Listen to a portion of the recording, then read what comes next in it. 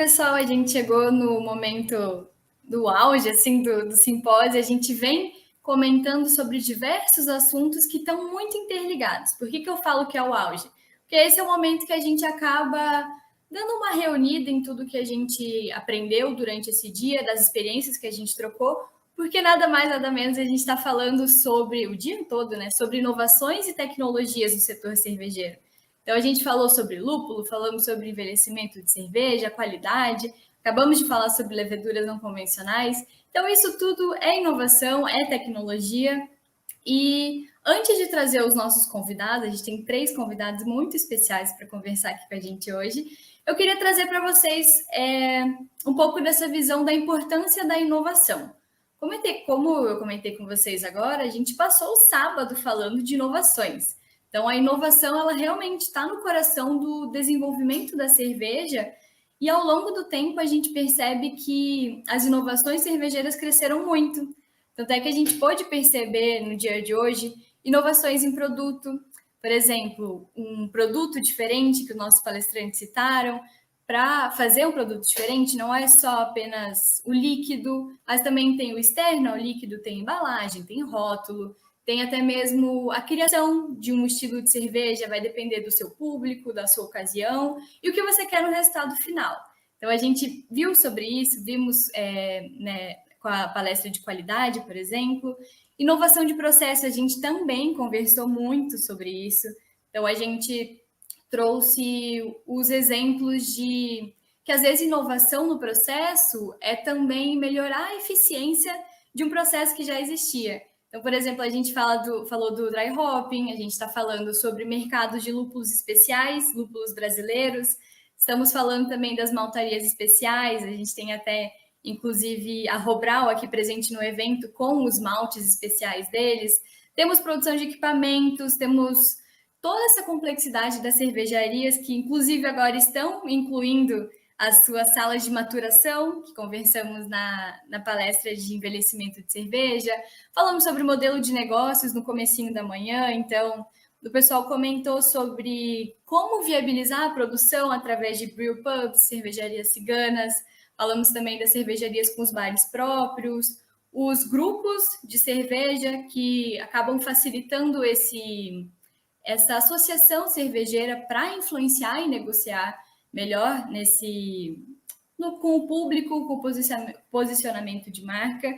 E principalmente também a gente teve um comentário sobre as vendas online de cerveja, que inclusive eu gostaria de chamar agora o nosso primeiro convidado, que vai conseguir nos agregar muito nesse tema também. Então, a gente vai discutir e debater sobre todos esses pontos, um pouquinho só, a gente tem bem pouco tempo. Mas eu vou chamar agora a primeira pessoa, vai ser o Felipe Freitas, para entrar aqui com a gente. Olá, pessoal. Oi, Boa Felipe. tarde, tudo bem? Como é que vocês estão? Boa tarde, tudo Também, como é certo. que é? Tudo bem? Eu só até puxei o gancho ali para você, para apresentar você no mercado. A gente tem esse comércio digital, você trabalha com a Catalyse. Eu vou antes de continuar a conversa com você e chamar o resto do pessoal, vou falar rapidinho o que você faz, pode ser? Pode ser, vou ótimo. apresentar aqui para o pessoal.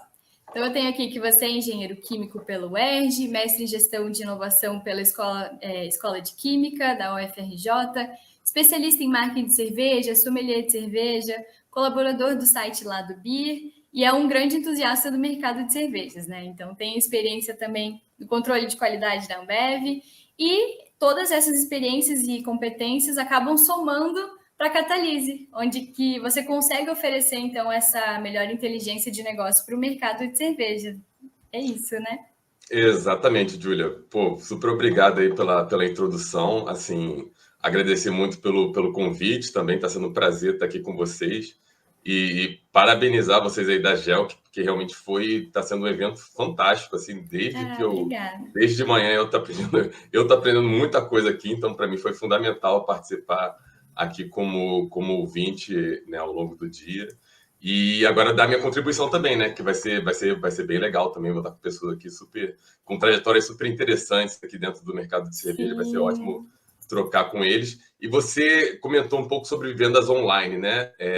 Então, o que eu poderia falar, assim, quando a gente fala de inovação, É bom a gente sempre pensar nesse campo amplo que você colocou aí, né? Inovação. A gente está muito ligado aqui com o produto ao longo do dia, né? Que todo mundo está comentando, que é fundamental, mas a inovação ela tem aspectos muito mais amplos quando a gente pensa na cadeia de negócio mesmo da cerveja. Com certeza. E vendas online no último ano, né? Assim, vendas online sempre existiram, mas nunca foram tão importantes como foi no último ano, infelizmente pelo advento da pandemia, da crise sanitária. E com todo mundo, né, aqueles que podiam, né, permanecer em isolamento, né, estando fora do mercado de consumo direto ali, de estar frequentando um bar, uma loja, enfim, só no máximo, de repente, lá o supermercado que ficou aberto durante alguns períodos. A venda online cresceu muito, né? Realmente cresceu muito, mas para crescer muito, você não é simplesmente você colocar um produto ali para vender, né? Porque o primeiro consumidor tem que ter interesse em comprar aquele produto, ele tem que relembrar, tem que reconhecer aquela marca que está sendo vendida. Isso aí foi muito importante. A gente pôde ver que marcas que já tinham um engajamento maior tenderam a ter maior sucesso nessa questão das vendas online, né? O digital foi só uma ponte que essas marcas precisaram estabelecer para poder chegar até o consumidor final. Mas também criar toda essa cadeia digital, né? Que tem dois lados. Tem a parte digital em si, que precisa ser trabalhada para você poder chegar no consumidor com uma maneira que seja interessante, com uma maneira que seja, né, que tenha um engajamento, que a gente chama ali para o consumidor ter aquela atenção chamada pelo que você está fazendo. Mas depois tem que ter toda uma cadeia física também ali, porque a cerveja ela não sai do celular, né? Então, ela nem do computador. Então, assim, aquele produto vai ter que chegar até você depois.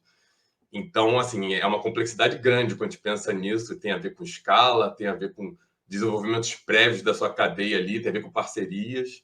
Então, foi muito interessante ver isso acontecendo ao longo do último ano, né? Acabou sendo acelerado, essa coisa das vendas digitais acabaram sendo aceleradas, e é uma trajetória que, mesmo no pós-pandemia, aí, vai continuar amadurecendo, né? É um canal, vamos dizer, relativamente novo, mas que vai ter uma importância muito grande para o mercado de cerveja. Então, é interessante as microcervejarias estarem atentas a isso para poder se desenvolver nesse lado também. E só para deixar como exemplo, né? Eu acho que é bem legal falar aí, porque tem muitos dados hoje em dia que a gente pode acompanhar sobre isso. Se a gente pensar até no maior ator do mercado brasileiro aqui, né, que é a Ambev, que é uma das maiores do mundo, o Zé Delivery, que é uma solução que a Ambev criou há anos atrás, há 5 anos, e estava numa rota de amadurecimento ao longo desses anos, realmente teve uma trajetória de foguete no ano passado, porque eles já estavam com esse posicionamento desenhado e acabou acontecendo, né, essa questão da crise sanitária que alavancou essa inovação que eles já trabalhavam internamente antes. Então, essa coisa da previsão, da projeção, e dentro de cada um da sua realidade também, trabalhar isso ao longo do tempo é muito importante. Então, esse case do Zé Delivery, por exemplo, é uma coisa muito interessante para a gente poder analisar e aprender. Com certeza.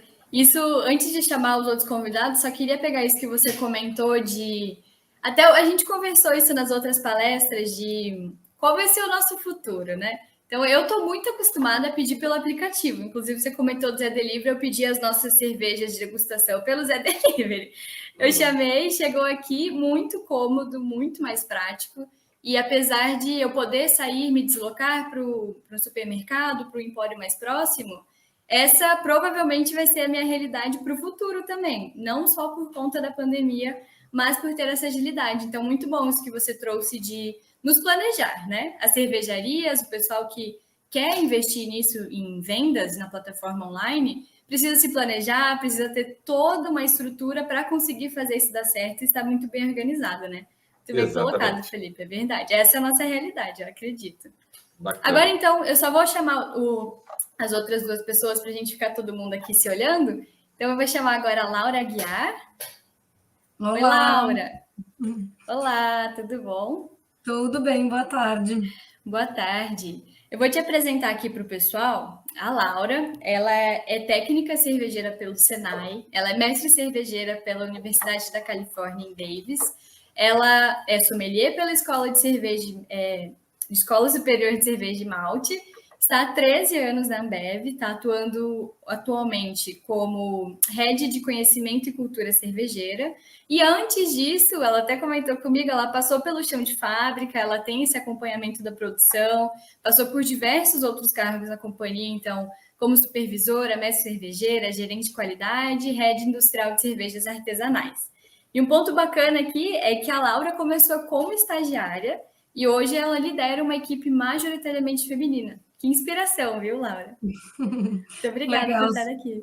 Imagina, eu que agradeço pelo convite, Júlia. Estou super feliz de estar aqui com o Felipe, que é um cara que eu gosto muito, já tive o prazer de ter conversas muito boas com ele, com o André também, que vai entrar, né, em seguida. Então, estou muito feliz de participar dessa conversa. Tenho certeza que vai ser um bate-papo muito interessante e muito legal. Eu tô um pouco rouca só, mas vamos abstrair isso e seguir. Imagina, tá ótimo. Muito obrigada, Laura. Então, eu vou chamar agora também para a gente conversar aqui o André Franklin. Oi, André. Olá, tudo bem, pessoal? Olá, tudo bem, Felipe, tudo Laura, bom? Júlia? Tudo bom? Seja bem-vindo. Vou apresentar também você aqui para o pessoal antes da gente começar. Tá bom. Então, o André, ele é fundador da Startup Brewing Company, é CTO do Banco BV, e ele é especialista em estratégia de cloud computing, e é um profissional autodidata, busca levar o seu know-how em inovação, transformação tecnológica, desenvolvimento de soluções inteligentes e automatizadas, processamento de dados e inteligência de negócios para a implementação do modelo de cervejaria inovador e único, que é a Startup Brewing Company. Então, só para comentar com vocês que estão nos assistindo, o guarda-chuva cervejeiro deles tem as marcas Unicorn, UX Brew, e também tem as cervejarias high-end, que são as que saem da fábrica, que são as marcas Dogma, Everbrew, Croma, Hope Mundi e Juan Caloto. Se eu estiver desatualizada, por favor, me corrija, André. Mas esses são os dados que eu dei uma pesquisada sobre vocês. Seja muito bem-vindo. É isso, né? Eu que agradeço, é isso aí. Tem várias então outras tá. marcas, mas as principais que a gente mais trabalhou aí são essas. Então tá bom. Fico feliz de saber. Aí uma anotação aqui que vocês inauguraram em 2018, né? Então é super recente. Isso. A gente fez uma loucura aí de querer construir essa fábrica, né? Eu e os meus sócios somos do mercado de TI, né, de tecnologia, e não tínhamos nenhum conhecimento em fábrica, em construir fábrica, e muito pouca experiência em cerveja também profissional, né? Só fazendo cerveja em casa, e a gente estudou muito para construir esse empreendimento e conseguimos aí colocar de pé, né? E torná-lo um sucesso aí nesses últimos 2, 3 anos aí. Bacana. Inclusive, essa questão que você comentou do TI vai ser algo que eu vou puxar também para conversar com você, para entender como que vocês fazem isso na empresa. Mas agora eu acho que para a gente começar a dar essa alinhada nós quatro, eu queria saber na visão de vocês, qual que é a importância da inovação no mercado da cerveja? E aí, só para a gente começar aqui, eu acho que vamos por ordem. Felipe, você responde para a gente, por favor? Legal. Assim, eu poderia falar, né? Vai ser ótimo ouvir a Laura também, o André, porque cada um tem sua experiência, isso acaba influenciando na visão também. Quando a gente fala principalmente microcervejaria, né, é super interessante para quem estuda inovação, porque esse mercado ele é formado muito por inovação desde o início, né?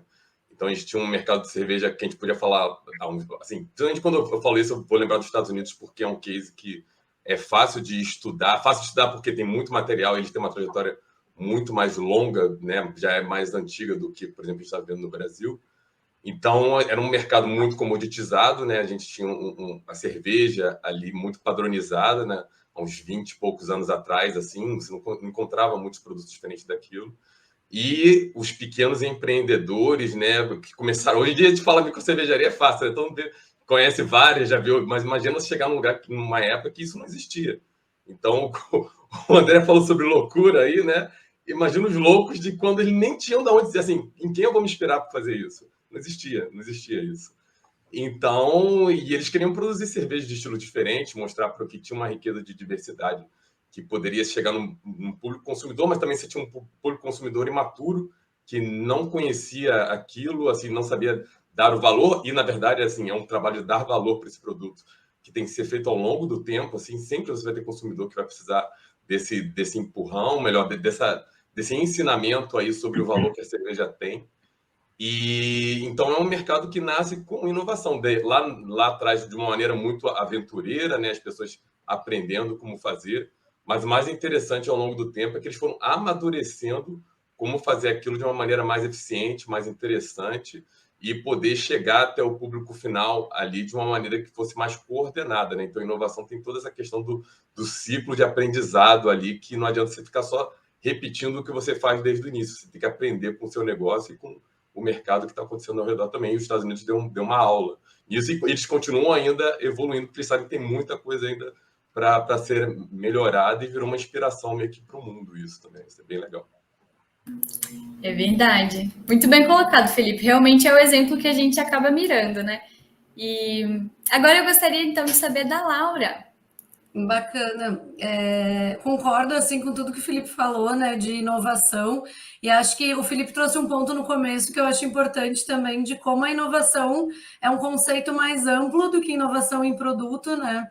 Então, acho que hoje, e daí não só para o mercado de cerveja, mas de forma geral, né, as empresas estão entendendo a importância de ter o consumidor como ponto focal.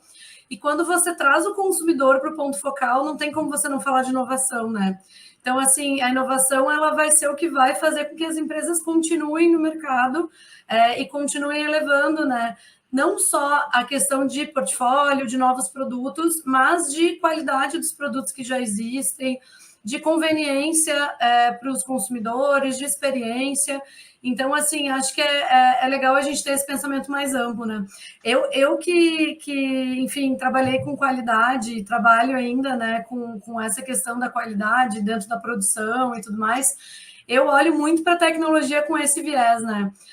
Para inovação, desculpa, e inovação e tecnologia, né? Porque anda junto. Com esse viés, assim, né? Como que a gente faz para trazer inovações em processos, na forma como a gente está, enfim, realizando mesmo os processos e equipamentos e tudo mais, para que a gente tenha um aumento de qualidade nos produtos, né? E não só essa questão de aumento de portfólio, enfim. Vocês falaram também um pouco sobre a questão de conveniência, né? Sobre o Zé e, enfim, outras empresas hoje que vêm fazendo esse trabalho. Eu acho que isso também é fundamental, né? Acho que é sempre pensar, né? Como que eu posso melhorar a vida do meu consumidor? E aí a gente tem que ver dentro do mercado de cerveja todas as possibilidades para fazer isso, né? Seja com produto, com processo, com outros serviços e outras coisas. Então, respondendo a tua pergunta, assim, para mim, sem inovação, as empresas não vão sobreviver no futuro, né? Tem que ter realmente esse mindset. Muito obrigada, Laura. Realmente, deu uma boa resumida, assim, é essa frase que realmente que a gente está debatendo. Muito obrigada. E André, para você? Bom, eu obviamente concordo com tudo que o Felipe e a Laura falaram. Tem uma coisa que eu gostaria de acrescentar, que é assim, né? A gente está na era da personalização, né? Antigamente, a gente segmentava as pessoas por sexo, por classificação social, né? Por alguns grupos e criava os produtos em cima desses grupos, né? E aí eram poucos produtos, né? Hoje em dia, nós estamos na era da personalização. Então, cada pessoa tem a sua persona totalmente única, né? E aí a gente tem que pensar em produto para atender esta pessoa, né?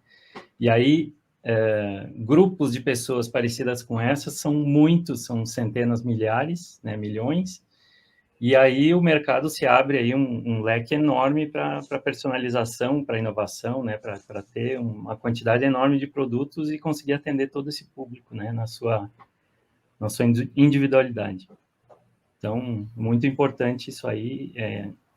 Para mim, o mercado ainda não sofreu a disrupção que eu imagino que vai sofrer, como os bancos estão sofrendo, como outras empresas, mas já começou, né? E isso não para mais agora daqui para frente, só vai evoluir cada vez mais rápido.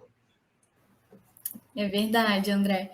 E pegando isso que você comentou, eu acredito que você descreveu muito bem a Startup Brewing, porque vocês trabalham muito isso de inovações, lançamentos, então vocês trabalham com muitas marcas, eu citei algumas, você comentou que até tem mais, então são parcerias, é um modelo de negócio um pouco diferente, então eu acredito que tem uma complexidade muito grande nisso, e aí eu queria saber, aproveitando esse gancho, de como vocês têm muitos lançamentos, como que acontece isso de vocês se planejarem para fazer de uma maneira organizada, de talvez não ter perdas na produção, aproveitar as oportunidades, de trazer isso que você comentou, cada indivíduo é único, mas ainda assim tem muita coisa para analisar. E como que funciona todo esse planejamento para vocês terem esses lançamentos constantes de diversas marcas, né? Então, como que funciona isso? O business da startup foi justamente construído para a gente poder ter essa variedade de produtos aí e nascendo em linha de produção, né? Então, a gente teve um desafio enorme e, acredite, não foi de equipamentos, não foi de investimento, nem nada. O nosso maior desafio foi realmente de processo, né? Como que a gente organiza todo esse monte de produção de produtos totalmente diferentes um do outro, que tem que entrar em produção um atrás do outro e ter até as configurações dos equipamentos totalmente modificadas. Como que a gente organiza isso e consegue entregar um produto de qualidade de cada tipo totalmente diferente, né? Então, aqui teve muito estudo e a nossa experiência com TI ajudou muito nisso, porque quando a gente desenvolve software, cada software é diferente. Eu sabia que tinha alguma coisa disso aí. São N equipes e para organizar tudo isso, realmente tem metodologia, né? E a gente trouxe essas metodologias para cá, e aí fazer isso tudo ter a mesma qualidade, o mesmo padrão, né? E realmente foi um desafio muito grande. Os lançamentos também é um negócio que quem conhece mais de perto aqui o nosso dia a dia sabe que é uma movimentação muito grande de pessoas planejando tudo isso por meses para que tudo aconteça nessa sequência que a gente vê aí no mercado, né? Então, realmente é algo que a pandemia nos limitou um pouco, porque eu gostaria de estar com uma quantidade muito maior ainda de lançamentos simultâneos. Eu acho que o mercado ele permite acontecer isso, é uma coisa que vai acabar acontecendo com várias cervejarias, não só com a gente. E eu acho assim, nós vamos chegar numa época que cada pessoa vai ter a sua cerveja, as empresas já estão buscando, né, ter sua cerveja ou para presentear clientes ou para presentear seus funcionários. Então, esse mercado é um mercado que ainda não despontou do jeito que eu acho que vai acontecer aqui no Brasil, mas é um caminho sem volta. Então, essa personalização total, né, que é não só a receita, mas a embalagem, o produto, o marketing, tudo, é uma coisa que o mundo está buscando isso, né? As pessoas estão buscando isso. Então, as empresas vão ter que se adaptar a esse modelo. É um desafio grande. Eu até gostaria de escutar a Laura aqui, porque eu sei que para uma empresa como a Ambev, que é enorme, você personalizar é algo muito difícil, né? Porque você acaba desotimizando as coisas, né? E é realmente um desafio grande. Se já é para a gente, eu imagino para eles, né? Então... Sim, com certeza.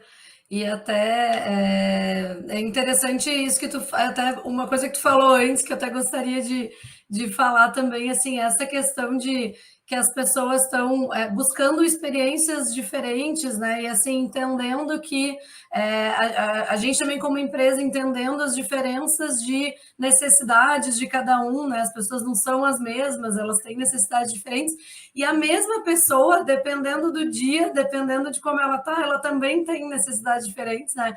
Então, isso é legal, assim, acho que os consumidores estão nos levando também para esse desafio de trazer produtos diferentes para a mesma pessoa em momentos diferentes, em oportunidades de consumo diferentes. Então, esse desafio é muito legal. E, com certeza, a questão da personalização é um desafio, né?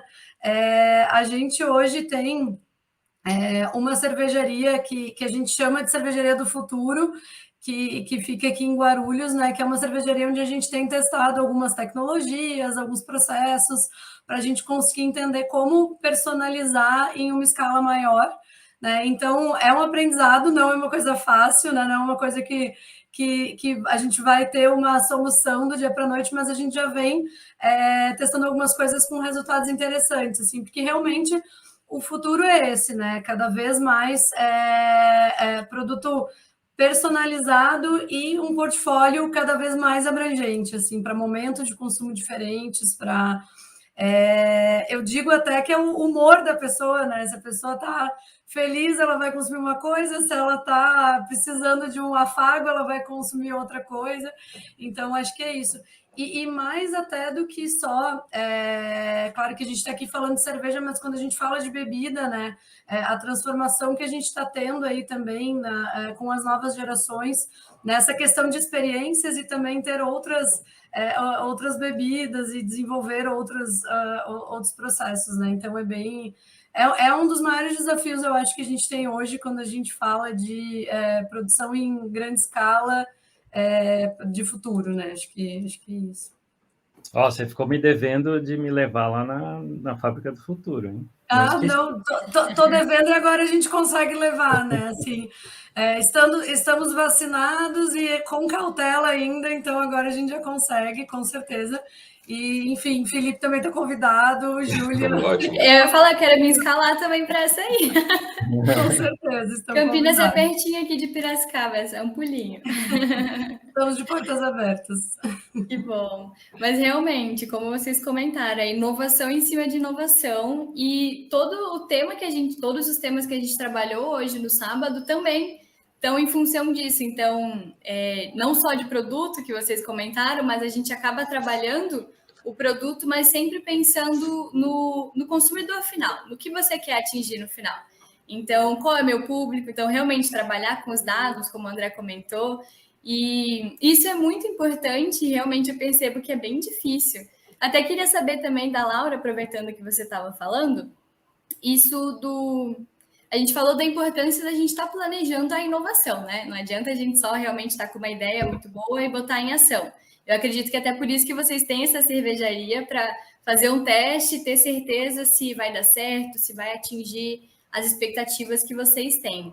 E aí o que eu fico pensando é de ligar o planejamento a outras coisas que tem além do produto final. Então, a gente tem que estar pensando em matéria-prima, se a gente está com produtos sazonais ou não, pensar na cadeia como um todo. Então, eu acredito que isso também é uma dificuldade, até mesmo, principalmente, na verdade, para os cervejeiros artesanais. Então, as cervejarias que dependem muito de um só fornecedor ou poucos fornecedores. Como que faz para lidar com isso, manter a qualidade e manter o foco que você tem no produto, né? Então, eu tenho aquilo em mente, como fazer isso acontecer, mesmo tendo tantas variáveis, né?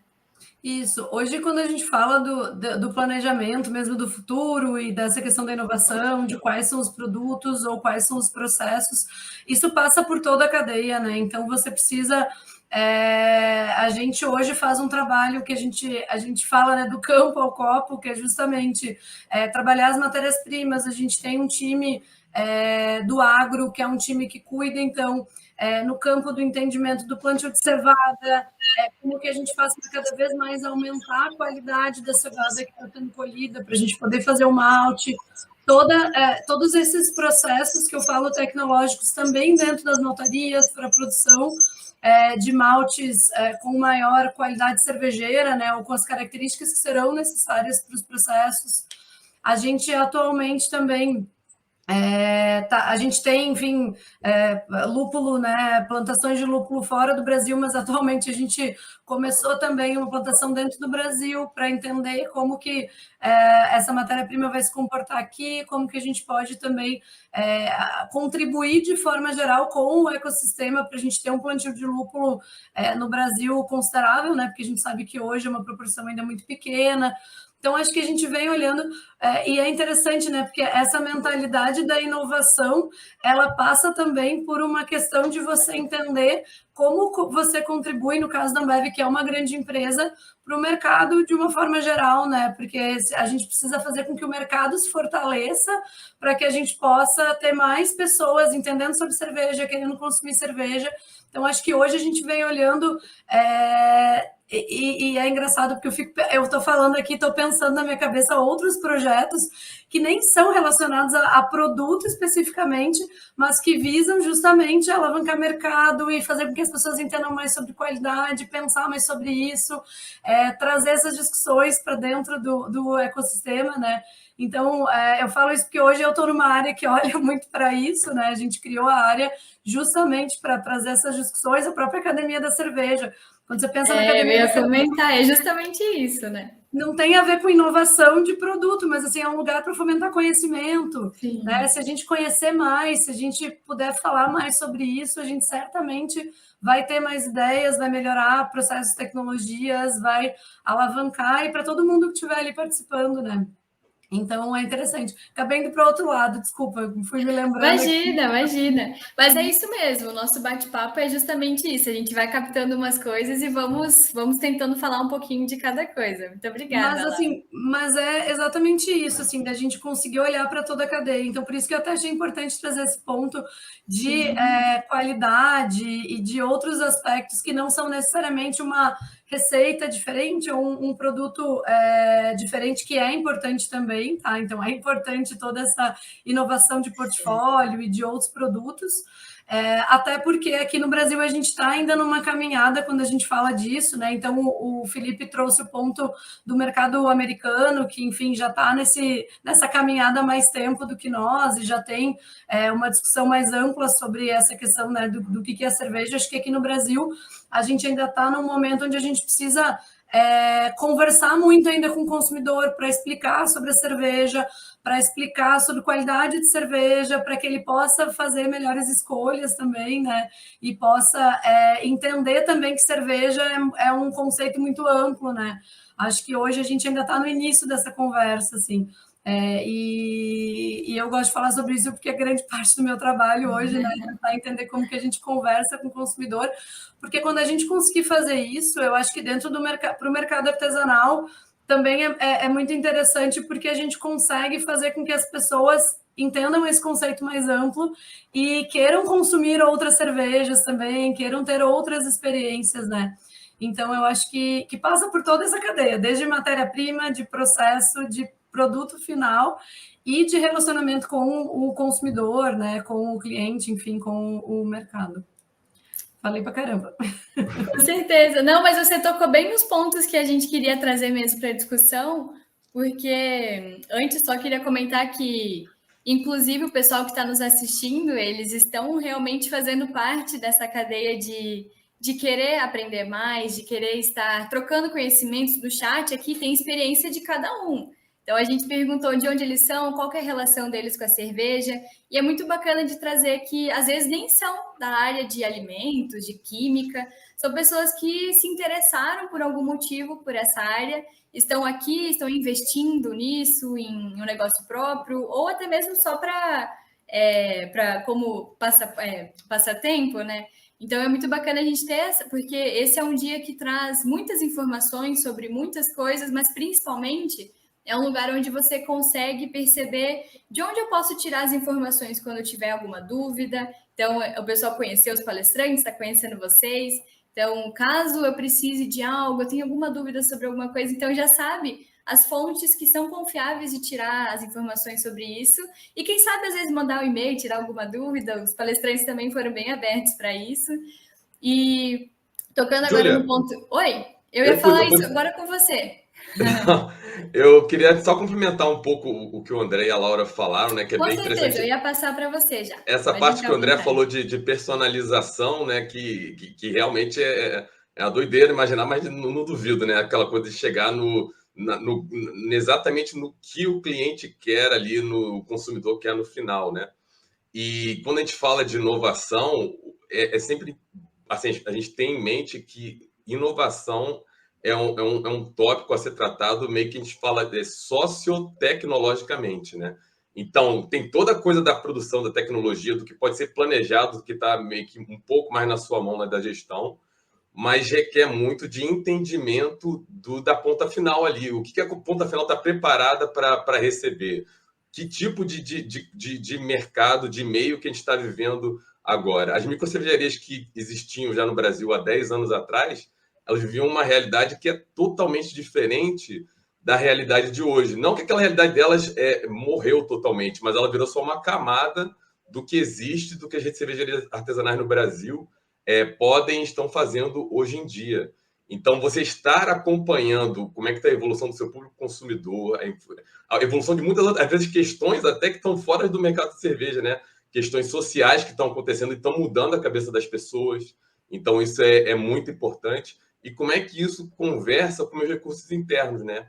Com o que eu tenho de produção, com o meu time. Assim, não adianta você ter os melhores equipamentos do mundo e você não ter pessoas que estejam treinadas e capacitadas ali para saber como extrair o melhor daquilo que pode ser feito ali dentro daquele ambiente, como é que aquele pessoal está trabalhando, como é que está, né, como é que o meu time está entendendo esse trabalho que a gente está fazendo aqui, porque no final tudo são pessoas. Então, a gente fala muito da revolução digital, tecnológica, quem faz essa revolução digital no final são os seres humanos que estão operando aquilo ali. Então, por mais que os algoritmos estejam ali se desenvolvendo e tudo mais, existe uma pessoa na ponta final ali que vai ter que tomar decisões e operar aquilo em algum tipo de dia a dia.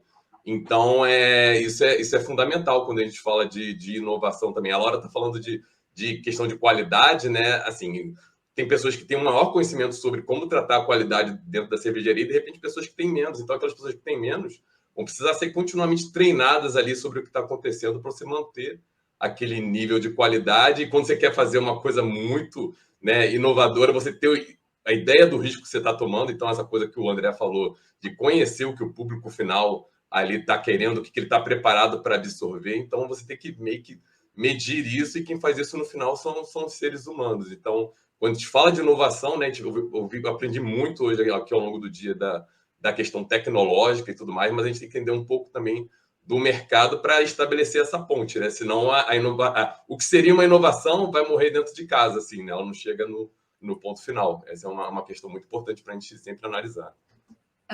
Eu até queria fazer um comentário aqui que fiquei pensando quando você estava falando, que é o fator humano também dentro disso tudo, né? Que é o que você está trazendo.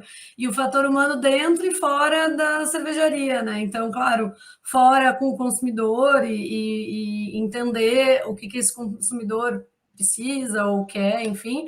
E dentro da cervejaria também, né? Assim, não adianta a gente trazer uma super tecnologia de ponta, a gente precisa qualificar as pessoas, a gente precisa que as pessoas entendam a importância daquilo. Então, tem todo um trabalho também com pessoas, né? A gente está falando de inovação de tecnologia. Exatamente, exatamente. Então, é bem importante esse ponto do Felipe. No fim das contas, por mais que a gente esteja falando em digital, em tecnológico, quem está ali são as pessoas, né? Isso é importante. É verdade, é verdade. Tinha até esquecido de trazer esse ponto, porque às vezes a gente acaba se focando, né, só mais nessas partes e acaba esquecendo que realmente é isso que gira tudo, né? Nós aqui, o pessoal que está nos assistindo, as pessoas que a gente tem contato, realmente é muito bacana. Eu queria fazer a pergunta para o André, já que ele deu a abertura, que ele comentou que eles trabalham bastante com a tecnologia de informação.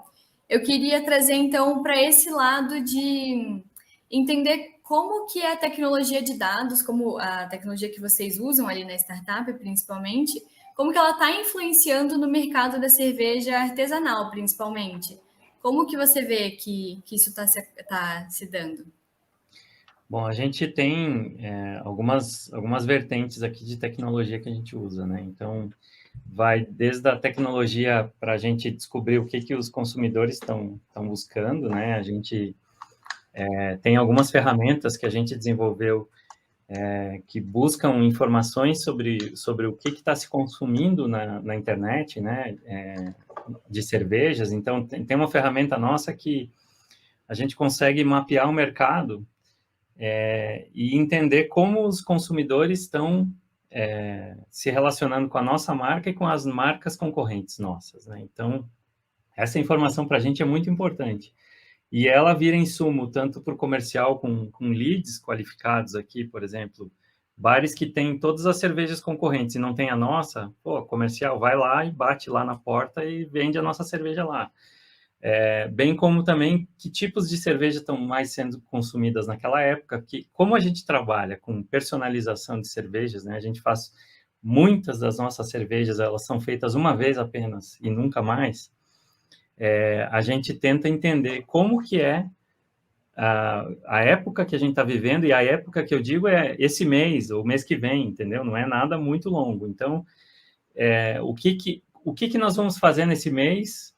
E aí, o processo entre a gente tomar a decisão, planejar uma receita e colocar ela no mercado, produto pronto para venda, 30 dias, 35 dias. Então, é um processo que tem que ter dados para a gente poder identificar o que o consumidor tá buscando, o que os concorrentes estão fazendo também, a gente tem que olhar para isso, né? O que os bares estão pedindo. Esse é o lado aqui de prospecção, né? Aí tem um outro lado que é a parte de produção. A gente desenvolveu, e eu digo a gente porque nós mesmos, eu e mais alguns sócios, aproveitamos a pandemia em casa e a gente desenvolveu um sistema de controle de produção aqui da cervejaria. Então, a gente usa todos esses dados para nos drivar aí sobre o que a gente vai produzir e tudo mais, né? E como a gente vai produzir. Também a gente tem que olhar aqui para todos os dados que são gerados durante as produções, né? Então, você tem muita informação ali que se você consegue guardar essa informação e organizar ela, depois ela te gera muitos dados sobre vários aspectos, né? Então, você pode analisar melhor os teus insumos, analisar melhor o produto final que você fez com aqueles insumos e aí relacionar, e aí talvez, às vezes, você pode trocar um insumo mais caro por um mais barato que te dá o mesmo resultado.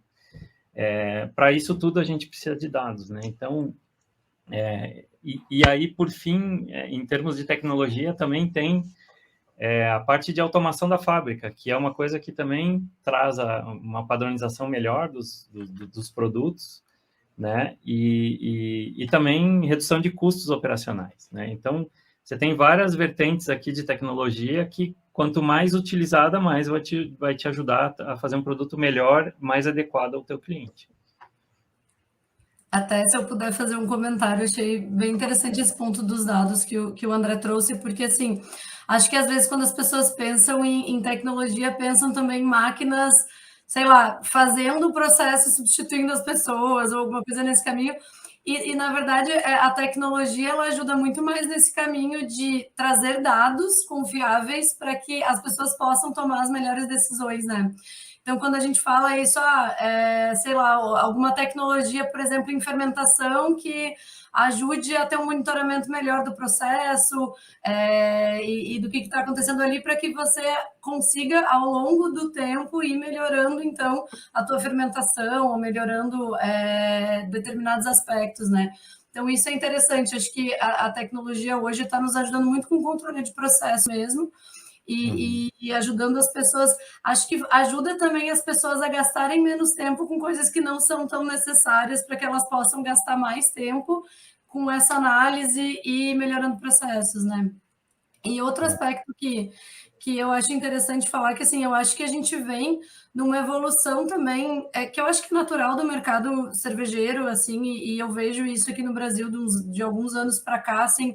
Acho que no começo ainda tinha muito aquela coisa de fazer a cerveja que se gostava mais, ou enfim, aquele estilo que o cervejeiro tinha mais afinidade, ou qualquer coisa assim, e hoje o mercado já caminha para essa questão dos dados, de entender realmente dados de consumidor, como que esses dados auxiliam nessa tomada de decisão de portfólio, de uma série de outras coisas. Então eu vejo que cada vez mais mesmo as cervejarias estão se valendo disso, e eu ainda acho que a gente, como mercado de forma geral, ainda pode melhorar esse aspecto, né? E eu vejo mesmo dentro do que eu faço, assim, eu acho que tem muita oportunidade de melhoria. Hoje em dia existe muito dado disponível sobre o consumidor e muitas formas mais fáceis de acessar o consumidor, né? Acho que antigamente era muito difícil, assim, você conseguir seja fazer uma pesquisa ou conseguir esses dados, assim, né? Hoje os consumidores, como eles querem essa personalização e eles querem ter as experiências, eles também estão disponíveis para conversar com a gente e dar essas informações, né? Então, isso eu acho que é muito importante, a gente entender como que a gente analisa isso de uma forma a ajudar a entender o caminho do negócio também. Nossa, é verdade, Laura. E trazendo essa questão que a gente está comentando dos dados, até teve na primeira palestra a gente comentou sobre mercado, visão durante e pós-pandemia. O que o Alexandre trouxe para a gente é que o consumo durante a pandemia em bares diminuiu muito, né? Tanto é que a gente sabe várias cervejarias fecharam, a gente ainda está enfrentando isso da crise que acabou tornando isso dos fechamentos dos bares, mas ele também trouxe o dado de que aumentou o consumo, o mercado consumidor evoluiu. Então, as pessoas não estavam consumindo mais os bares, porque estavam com essa restrição de sair de casa, mas passaram a consumir em casa, dentro da sua casa, com pequenos grupos de pessoas, e isso é algo que ele trouxe para a gente conseguir analisar o mercado de forma geral. E aí eu queria trazer um questionamento para vocês, talvez se o Felipe conseguir nos falar um pouquinho sobre isso, como essa evolução do mercado consumidor ela abre espaço para as inovações no mercado de cerveja. Legal, Júlia, esse ponto aí, bem interessante, que eu vou colocar alguns pontos até que, de repente, a gente não tocou muito aqui, né? Isso aconteceu, como a gente falou lá no começo, isso alavancou muito o comércio online, né? Mas com esse alavancamento do comércio online, vieram outras questões também com isso, porque, por exemplo, embalagem se tornou um tema muito mais importante do que ele já era antes, né? Assim, a maioria, quando a gente fala de microcervejaria, a maioria vende ou lojas especializadas ou bares, então às vezes nem se preocupavam em vazar cerveja em lata, ou um growler pet ou garrafa. Algumas cervejarias, e isso que ainda tem muito para crescer no Brasil, são o próprio bar, né? O que a gente chama de brew pub, ou cervejaria com tap room. Então era aquele mercado que estava focado em vender ali no seu balcão. E isso meio que, de uma maneira um pouco abrupta, meio que se desconstruiu. E esse caminho do online acabou...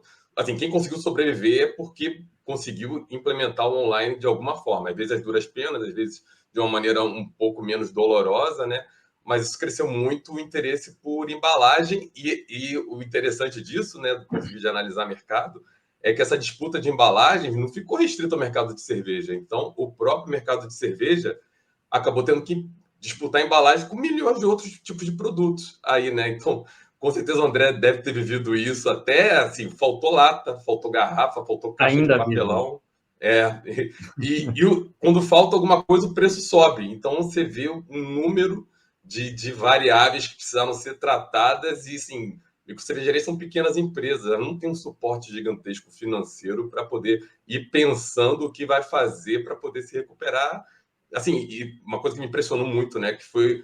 E tem muito a ver com isso que o André tinha falado, da questão que hoje em dia eles conseguem fazer em 30, 40 dias um produto sair do conceito e entrar numa linha de produção, que é uma revolução que a cerveja artesanal trouxe também nessa questão da inovação, que é essa flexibilidade para você mudar o seu negócio, se você tem um time ali que está capacitado, que está com o espírito ali de fazer aquele trabalho ir para frente, né? Então, eu diria que a gente, infelizmente, teve muitas perdas em relação... Assim, a gente não fala nem da saúde, porque isso não tem nem como comentar, né? Mas da perda também de mercado, de negócios ali, mas os casos também de sobrevivência, dessa adaptação que aconteceram em questões de semanas ou poucos meses ali, é uma coisa impressionante, assim, como é que esse mercado conseguiu fazer, muito também porque já tem uma ligação com o público consumidor, mas também muito por esse trabalho ter conseguido se rearranjar, assim, um período muito curto, assim, né? Então, voltando só para essa questão das embalagens, embalagens já era uma coisa importante, ficaram mais ainda porque esse comércio online ele vai continuar de alguma maneira daqui para frente e os próprios negócios viram como é que esse online é importante, pelo menos você ter um pedacinho da sua empresa ali, mesmo que não seja o foco seu, enfim, as coisas vão melhorar ou as coisas estão reabrindo, mas você ficar totalmente fora do posicionamento disso é um risco muito grande. E a gente aprendeu isso um pouco durante a pandemia. Isso aí, se a gente for pensar, assim, toca em outros aspectos também. Por exemplo, a gente falou muito sobre aspectos de sustentabilidade, né? Como a gente fazer o mercado cervejeiro, né, ser essa coisa maravilhosa, legal que a gente gosta de falar, mas ele não ser um mercado também poluidor, né? Como a gente está trabalhando essa questão e a inovação também tem um pé muito grande nisso, né? De conseguir trabalhar reuso, reciclagem, explicar isso para o consumidor final, assim. Então, essa revolução que aconteceu por conta da crise sanitária aí nos últimos tempos, né? Ela foi muito grande. Eu queria só chamar a atenção da questão, quando a gente fala de produto, o líquido é fundamental, é o piso ali, mas em cima daquele líquido a gente vai construindo um monte de coisa, e uma das coisas ali mais próximas do líquido é a embalagem. Inovação tem muito a ver com embalagem também.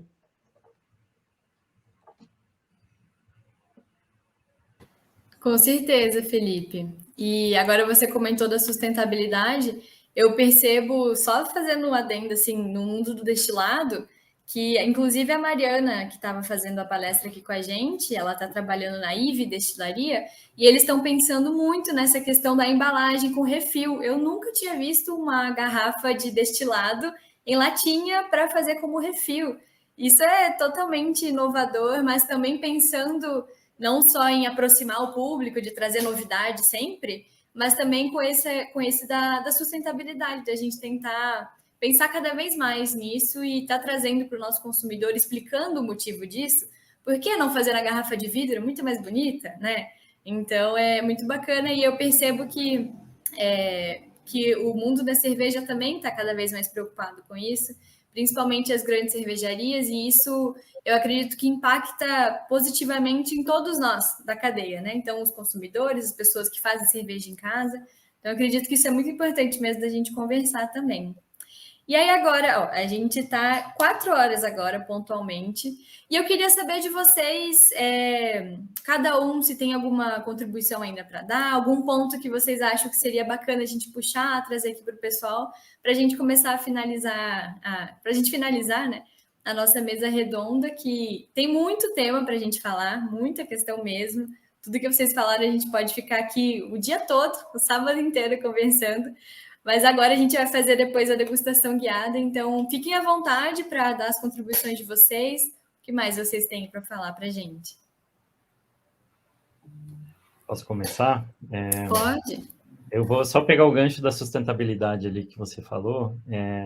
Aqui tenho 2 exemplos bons aqui que a gente não é uma grande cervejaria, é pequena, mas mesmo assim está preocupado, né? A gente desenvolveu como a gente faz cervejas muito lupuladas, e uma parte desse lúpulo, que é uma quantidade muito grande, acaba não sendo absorvida pela cerveja, a gente perdeu muito tempo, investiu muito tempo tentando achar formas de ser mais sustentável nesse ponto, né? A gente tem e aí o resíduo gerado também por esse processo é grande, né? Tudo bem que é uma carga vegetal, né? Mas assim, a gente precisa destinar isso por algum lugar, né? Então, o que a gente fez, né? A gente investiu em equipamentos, a gente trouxe pessoas de outros segmentos que trabalham com reaproveitamento de outros tipos de resíduos, e conseguimos lá fazer o reaproveitamento dos resíduos que a gente tem. Que antes nós pagávamos uma empresa ambiental que vinha e pegava esses resíduos e levava para tratar, e a gente começou a separar os sólidos dos líquidos, e aí os sólidos a gente consegue mandar para compostagem nessa mesma empresa, só que o custo disso é muito menor e o impacto disso em termos de tratamento é menor, né? Porque quando a gente manda líquidos e sólidos juntos, eles têm que colocar bactérias para consumir isso, tem todo um processo que custa, que gera CO2, que gera um monte de resíduos aí também no ar, né? E aí, dessa forma que a gente está fazendo agora, que é a compostagem, deu uma destinação mais nobre aí para os resíduos que acabam se tornando adubo para outros cultivos, né? E também a gente conseguiu fazer uma técnica, um processo aí de reaproveitamento de lúpulo para que essa parte que a gente não consegue absorver, a gente absorva na próxima cerveja. Então, aqui, de novo, tem um processo super complexo de você fazer 2 cervejas em sincronia, para que quando a gente vai tirar o lúpulo de uma, a gente coloque na outra que está na sequência ali, no momento certo, e aí aquela outra cerveja consegue fazer quase que a totalidade da absorção aí dos aromas do lúpulo. E isso trouxe um benefício muito grande para a gente, que é custo, né? Obviamente, esse processo dá muito trabalho, mas em termos de insumo, que hoje, para cervejas muito lupuladas, o lúpulo é mais caro até que a levedura, né?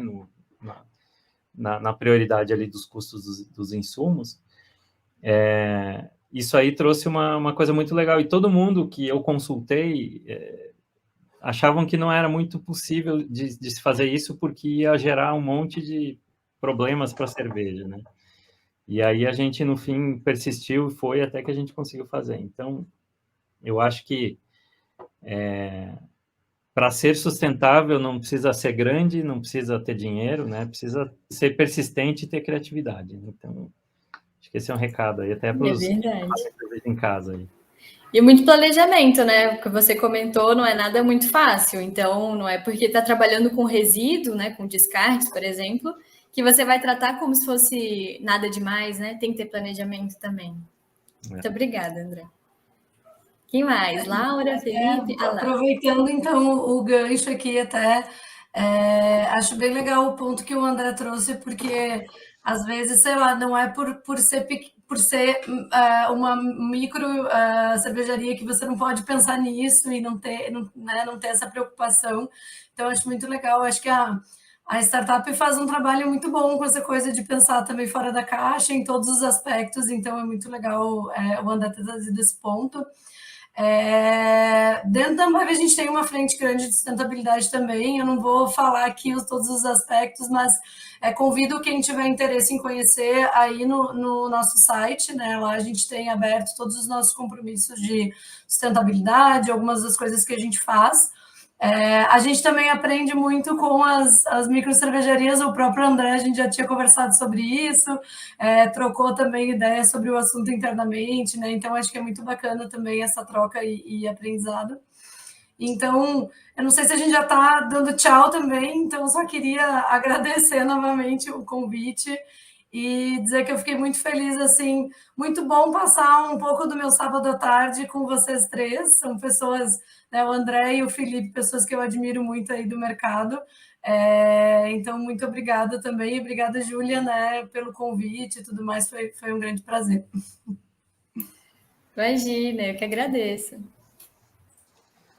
Vou dar também minha finalização aqui. Pô, repetir a palavra da Laura e estar com vocês três foi muito legal aqui pro meu sábado à tarde, assim. E, assim, o que eu preciso para fazer o que eu faço no meu portal e tudo mais é ouvir as pessoas, né? Então, ouvir quem tem experiência e ganhar aprendizado e traduzir isso para o que a gente faz aqui é fundamental. Então, foi muito legal ter ouvido o André, ter ouvido a Laura, assim, agradecer pelo seu trabalho, Júlia, que eu vi um pouquinho aí do backstage, como é que foi ao longo do tempo. Verdade. Fazer evento não é nada fácil, então... O Felipe me ajudou um monte, gente. Vocês não sabem, mas eu fiquei incomodando ele horrores, pedindo sugestão, porque ele tem experiência de mediar a mesa redonda e eu não tenho, né? Então, muito obrigada, Felipe. Não, legal. Parabenizar vocês aí do GELC, da Exalc. Pô, essa troca, quando a gente fala, principalmente de microcervejaria, é um mundo formado muito por entusiastas, pessoas que querem fazer acontecer, mas às vezes as pessoas não têm e nem sabem que precisam ter certas ferramentas para poder melhorar um pouco e avançar naquilo que estão fazendo. Então, essa ponte com quem pesquisa, com quem entende tecnicamente lá a fundo do assunto é fundamental, assim, isso eu torço para que isso cresça aí, porque a gente só vai melhorar o nosso mercado aqui, e agradecer a todo mundo pelo dia aí do trabalho de cada um, porque foi um prazer poder estar acompanhando aqui. Estamos aqui abertos para as próximas também. Muito legal. Obrigado a todos.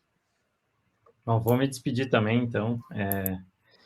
Eu agradecer a todos, obviamente, vocês pelo evento incrível, até muitas pessoas aqui que falaram que eu admiro muito, a Gabi, que acabou de falar também, o Felipe, gente finíssima, a Laura também admiro pra caramba, então agradeço a todos aí pelo convite e contem com a gente aí para fazer esse mercado virar. Olha ali, eu falando com o áudio desligado. Mas muito obrigada, pessoal. Muito obrigada mesmo. A gente está bem feliz que conseguiu reunir vocês todos aqui. Acho que foi muito proveitoso. A gente está dando uma olhada nos comentários também pro pessoal.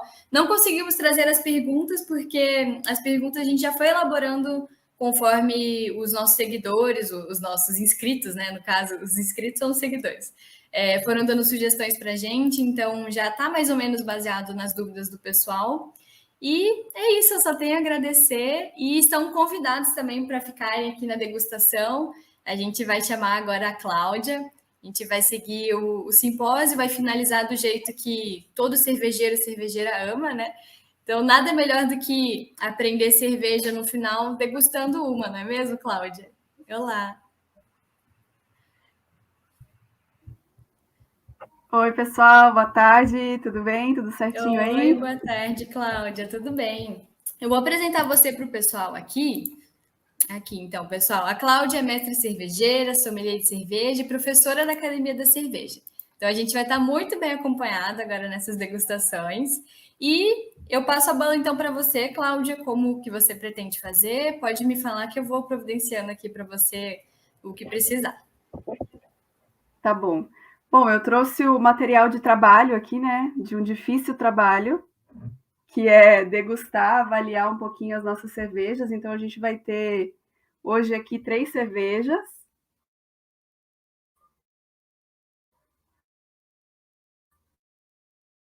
Da Patagônia.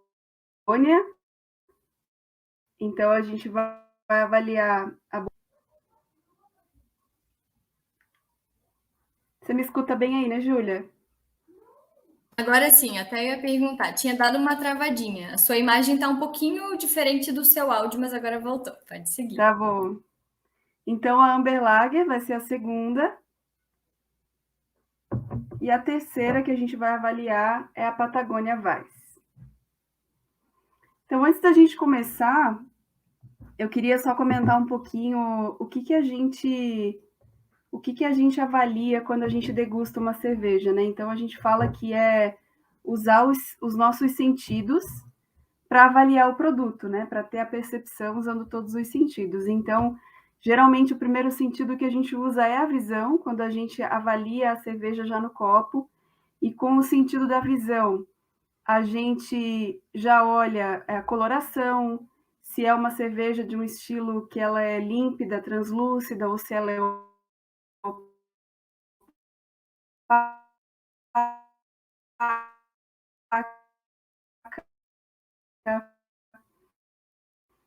se ela tem pouca ou muita espuma, se é... Acho que travou um pouquinho e voltou, né? Então, em relação à espuma, a gente chama de retenção de espuma, que é quanto tempo ela dura no copo, né? Se ela é translúcida, enfim. Então, essa é a primeira avaliação da visão. Depois, a gente faz a avaliação do olfato. Então, ali a gente já sente os primeiros aromas. Se tem aroma adocicado, aroma de condimento, aroma de caramelo. E a gente vai falar um pouquinho de cada uma dessas 3.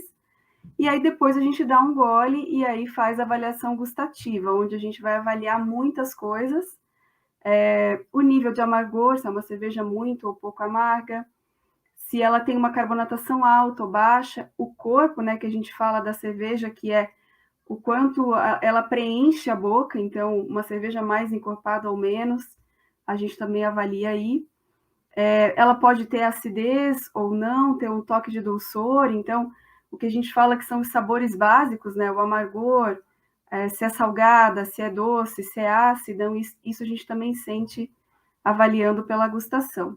Então, só para a gente ter uma noção, que às vezes a gente pensa que vamos beber uma cerveja, é uma coisa que a gente faz aí de forma bem corriqueira, mas quando a gente para realmente degustar e avaliar as características, é realmente algo bastante complexo e dependendo do estilo de cerveja que a gente está falando, existe uma complexidade aí de aromas e sabores bem ricos aí para a gente poder fazer essa avaliação. Então é bem bacana. E acho que a gente pode começar? Pode. Isso que eu ia perguntar para você. Você prefere ficar só você na tela ou eu posso acompanhando você aqui também? Não, pode ficar junto aí. Tá, então pode começar aqui. Qual que é a primeira mesmo, só para a gente colocar aqui. A gente vai começar com a Bohemian Pilsner. Então tá, vou colocar aqui pro pessoal. Pode ir dando continuidade. Eu só vou pegar a minha e aí depois eu volto aqui, tá bom? Combinado.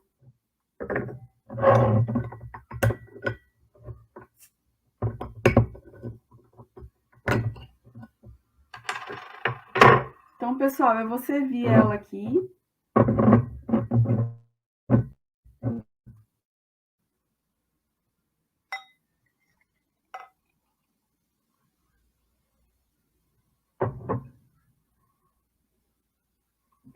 Então, como eu falei, né, a gente faz a primeira avaliação visual, então a gente vê que é uma cerveja de coloração amarelo dourado.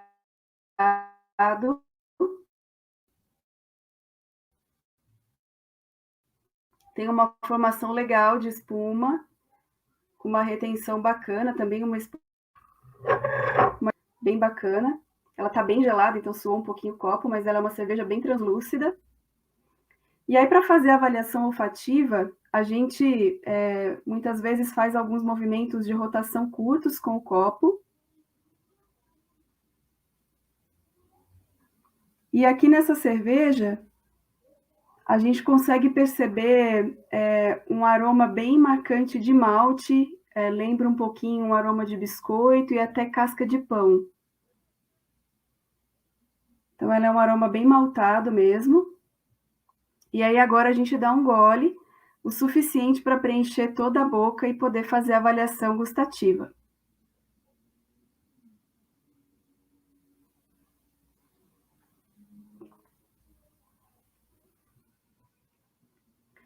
Então, pela gustação, a gente consegue perceber de forma mais sutil os mesmos toques de biscoito e de casca de pão, que lembra um pouquinho, que é o toque maltado. A gente sente isso também no sabor. Ela tem um corpo de médio para baixo, não é uma cerveja tão pesada, tão encorpada. E tem um nível de amargor médio também, não tem um amargor muito elevado. Esse amargor que vem de lúpulos nobres, né, que a Patagônia utiliza.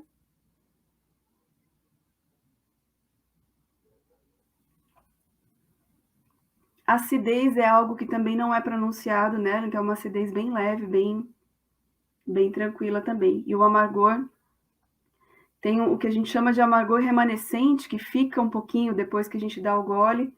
Ele também fica um pouquinho e logo ele some, então ele não é tão persistente. Acho que essas são as características principais dessa primeira. Agora vamos para a segunda e depois a gente pode fazer alguns comentários aí. Então agora a gente vai para a Amber Lager.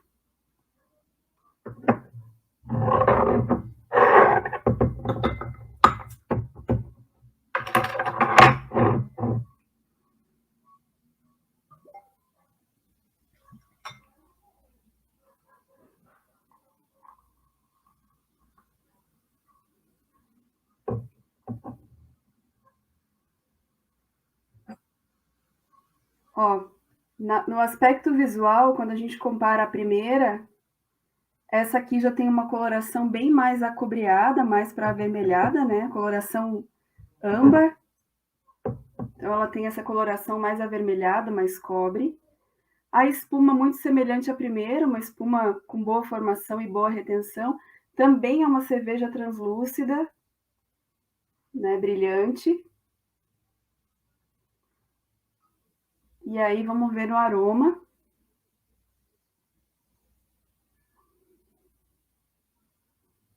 Então, aqui a gente já consegue perceber muito mais nitidamente um aroma que lembra um caramelo, um aroma caramelizado. Que vem dos maltes aí que são utilizados nessa cerveja. E um leve aroma herbal de lúpulo também aparece. Mas muito destaque para esse aroma mais caramelizado. Eu ia te perguntar, Cláudia, você saberia nos dizer quais são os maltes que utilizam nessa aqui? Olha, o malte caramelo é o que vai em maior quantidade. Eu não tem lembro no, agora. tem no. Chega a ter no rótulo, Eu até estava acho. olhando aqui no rótulo para lembrar Eu sei se que tem tem na algum descrição. outro. Mas o malte caramelo Tá. é o que se sobressai. E é justamente ele que traz esse aroma que lembra um aroma adocicado de caramelo mesmo. Sim, é verdade. E aí, fazendo agora a parte gustativa,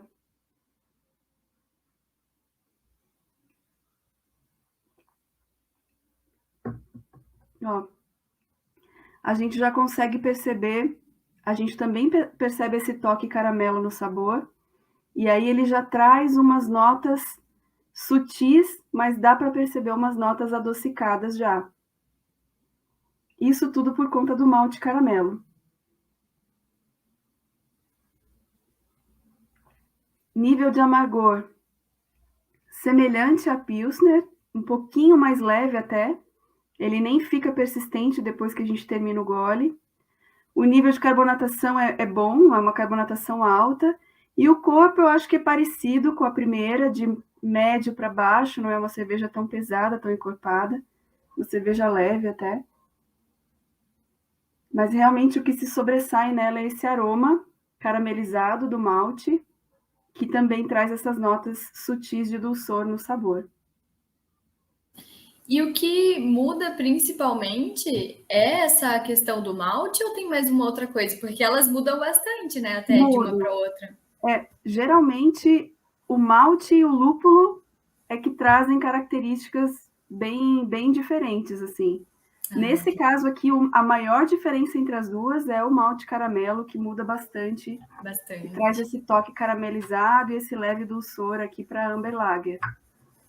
São características bem interessantes quando a gente começa a querer brincar de fazer harmonizações, etc. Cervejas que têm esse toque caramelizado, que a gente acabou de sentir na Amber Lager, geralmente funcionam muito bem com carnes tostadas, churrasco, ou uma carne feita com aquele molho mais caramelizado, que dá uma queimadinha e faz aquele molho caramelizado, assim. Geralmente harmoniza super legal. bem com essas cervejas que tem esse toque caramelizado do malte. Bom Fica bem saber, legal. bom saber. Na minha região, no domingo é dia do churrasco, né? Eu sou do sul, Sim. então já fica a dica aí para os gaúchos. Então, aqui também. Isso aí. Agora a gente vai ver uma que vai mudar bastante em relação às duas primeiras, que é a Weiss.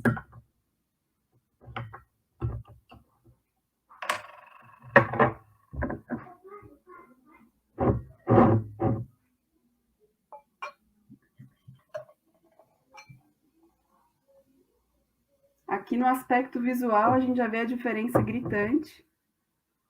Olha, a formação de espuma muito legal. E aí tem uma diferença muito grande que é bem característica das cervejas Weiss, né? Do estilo Vitibia, que é essa aqui, na verdade, que é a opacidade, olha. Ao contrário das duas primeiras, ela não é translúcida, ela é opaca. Isso é perfil de cerveja de trigo, de Vitibia ou de cerveja Weiss. Geralmente essas cervejas já têm, pelo fato de usar trigo na composição, já forma essa espuma que tem uma cremosidade ímpar. O próprio trigo, por ser muito rico em proteínas, contribui para essa espuma assim bem cremosa, que tem uma retenção bem alta mesmo. Vocês vão ver que ela dura mais no copo do que as duas primeiras até. Isso é por conta do trigo, que tem bastante proteína. Então a gente vê que ela é amarelo clara, né? Bem mais clara que a primeira, opaca, com uma espuma bem cremosa, com uma durabilidade grande. É só impressão minha ou parece que a gente vê algumas partículas assim Às nela? vezes sim. Né? Cervejas de trigo, muitas vezes, elas trazem essas partículas porque elas não são cervejas filtradas. Entendi. Justamente porque ela não tem esse objetivo de atingir essa característica de ser translúcida. Muitas vezes elas têm também alguma percepção de alguma partícula. Sim. Tanto é que a gente coloca aqui contra a luz, você não enxerga a luz passando, né? Eu acho que é justamente esse aspecto que você falou. Ela é bem opaca. Agora, aqui no aroma, tem duas coisas que são bem marcantes no estilo Vitibia.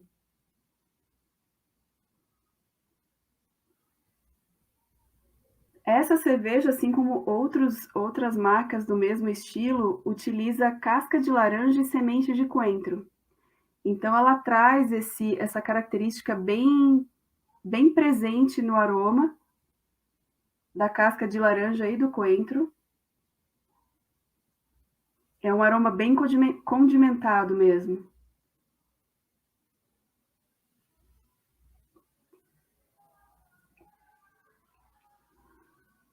E olha como ela é uma cerveja leve. Um amargor baixo. Ela tem uma bebabilidade muito alta, que a gente fala, porque como ela não tem um corpo alto, né? Ela não é pesada, é refrescante. A casca de laranja e o coentro trazem muito essa característica da refrescância.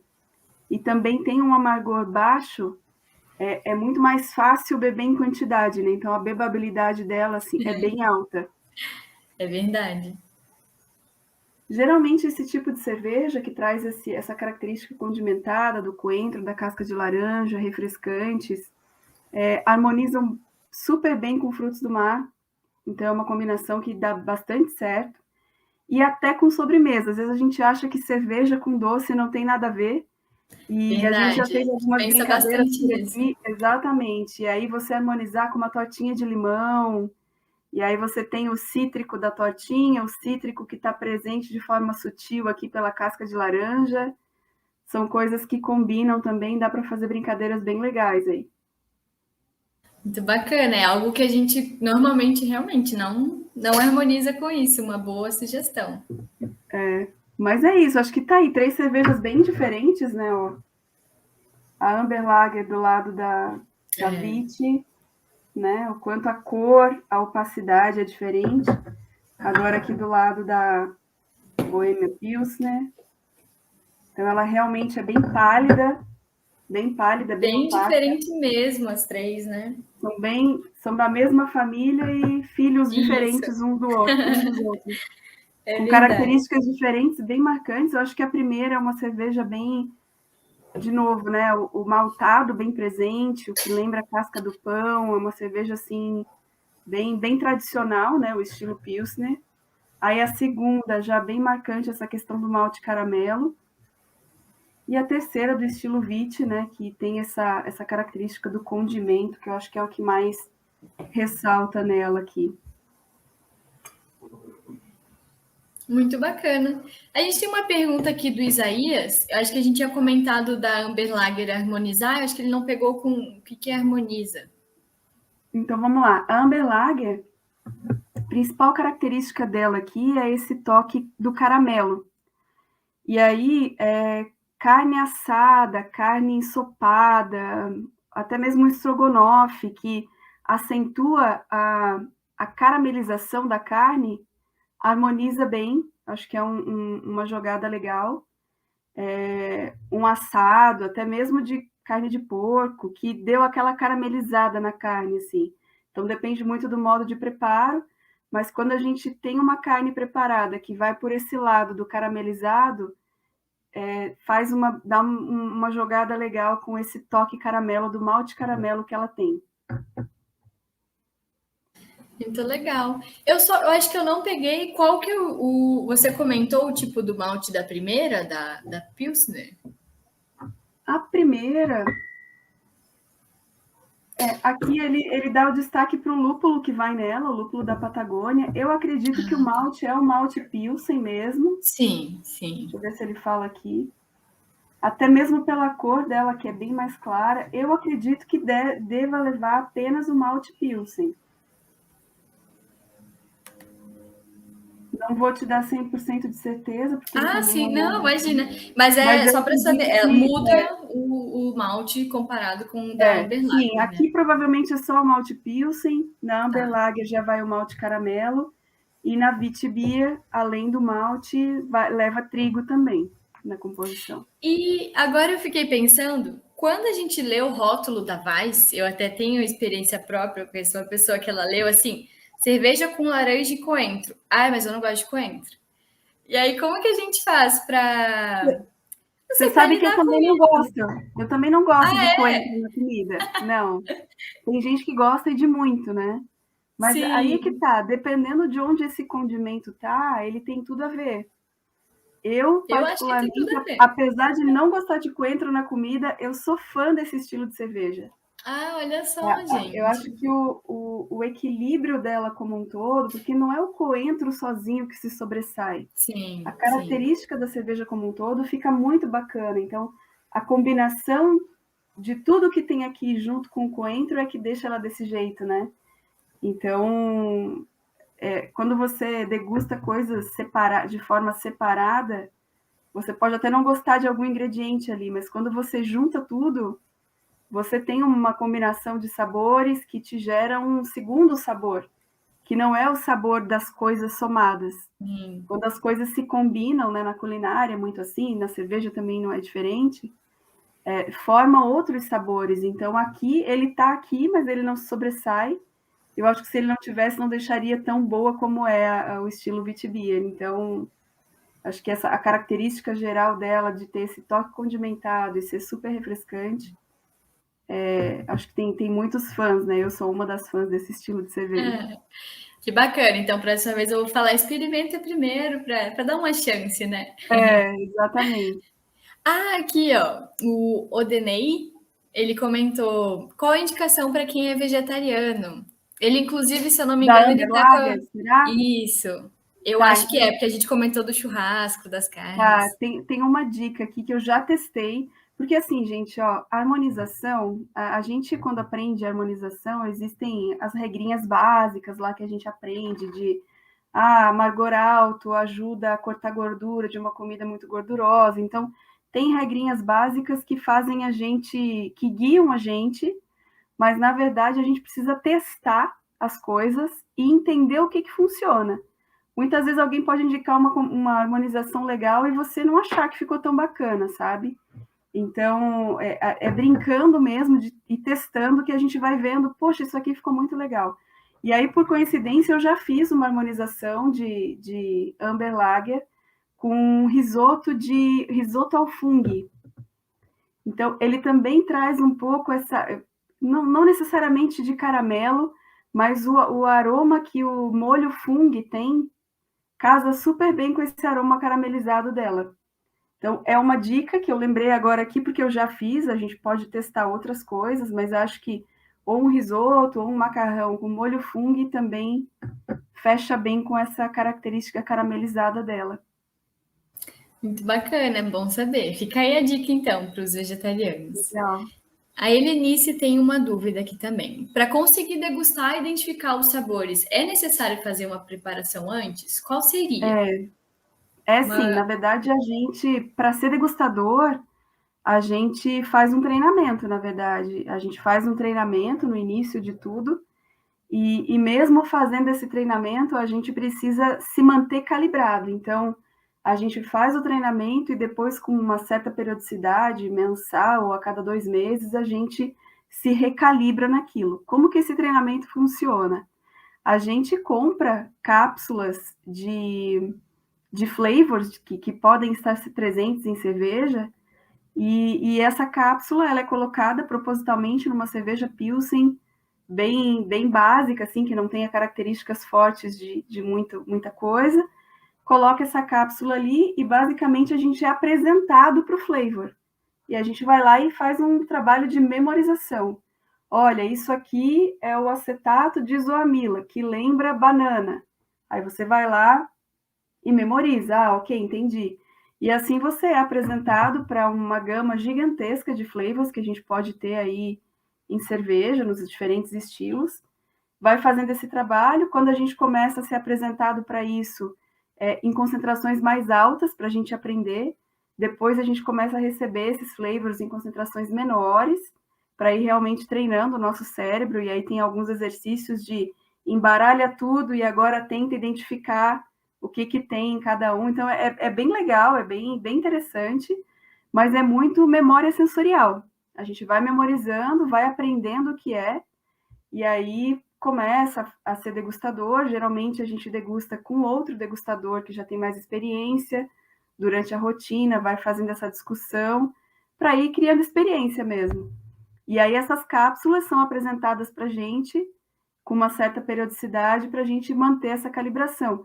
Porque muitas vezes você pode ser apresentado de um flavor qualquer que você nunca teve oportunidade de pegar aquilo num estilo, e aí você pode esquecer. Então, por isso que existe a necessidade de tempos em tempos, fazer essa recalibração, de ser apresentado para o flavor de novo. Ah, lembrei. E aí vai lá e faz tipo uma provinha. Ah, o número 2 é o flavor tal, o número 3 é o flavor tal. E aí a gente vai se mantendo calibrado assim a vida toda para realmente ter uma confiabilidade alta para conseguir identificar o que tem ali naquela amostra e assim por diante. Muito legal. É muito treinamento mesmo, né? A gente teve a experiência ali até o Giovanni, que deu a palestra antes, ele fez, Giovanni e a Mariana, né, laboratório de bebidas, eles trabalhavam com envelhecimento, principalmente. Então, realmente, era todo mundo na mesa, sentadinhos lá, e ele falava, ó, esse aqui é o aroma tal, tal, tal. E aí, depois, a gente fazia as cegas, tentando adivinhar onde que estavam os aromas, quais amostras, era cachaça e cerveja. Então, é bem legal e realmente existem flavors específicos para você identificar níveis de oxidação na cerveja. Então, tem lá pelo menos 6 ou 7 flavors que remetem à oxidação, que aquilo vai estar na cerveja quando ela estiver já envelhecendo. E aí tem os outros, como o exemplo que eu dei, que lembra o aroma de banana, que é o acetato de isoamila, que vai estar presente em maior ou menor intensidade, dependendo do estilo, que vem do próprio fermento, forma esse aroma, né? Isso eu ia perguntar, vocês também fazem as análises dos off-flavors, né? Dos defeitos que às vezes podem ter. Os flavors que são apresentados para a gente alguns são desejáveis, né? São aquilo que se um dia eu encontrar, eu espero encontrar, e outros são aromas assim bem desagradáveis até, que em praticamente nenhum estilo aquilo vai ter que estar ali. Se ele tiver, porque teve algum desvio de processo. Um bem típico é um aroma de H2S, que a gente fala, que lembra um pouco o cheiro de ovo podre, esgoto. Então, você imagina que, obviamente, isso a gente não quer encontrar em nenhuma cerveja, né? Ele não vai ser desejável em nenhum estilo. É verdade. E isso, assim, ó, o pessoal que está nos assistindo, eu sei que eles vão virar agora especialistas em estar treinando sempre. E isso é um negócio que não tem volta, porque eu consegui aprender um pouquinho dos off-flavors, e quando eu fui tomar um chopp com a minha tia, eu percebi um off-flavor muito desagradável, e ela não percebeu, para ela estava normal. Aí eu, por que eu fui aprender? Exatamente. Então tem isso quando também, a gente aprende a degustar, a gente nunca mais bebe sem avaliar. A gente acaba sempre degustando, sempre observando se está tudo bem ali ou se tem algum desvio. Sim. Isso eu queria trazer para você. Eu acredito que a da degustação seria isso, né? Que a gente teria para fazer. Eu acho que finalizar antes da pergunta da Jordana.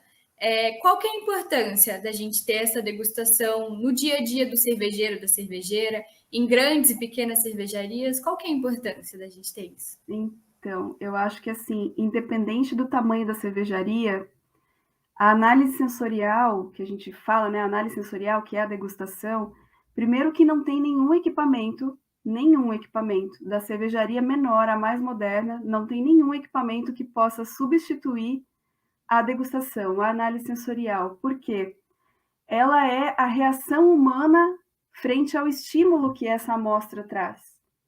Então, a gente até tem equipamentos que medem os compostos que tem aqui dentro e que acaba dando um indicativo para a gente que, olha, eu olhando aquela ficha técnica daquela amostra, eu vou dizer, olha, ela deve estar boa no sensorial, mas pode ser que não esteja. Então, as duas análises se complementam, que a gente fala, a análise físico-química e a análise sensorial, porque ela é a resposta dos nossos sentidos àquela amostra. Então, ela fala muito sobre como o consumidor vai encarar a nossa cerveja, se ele vai gostar ou não.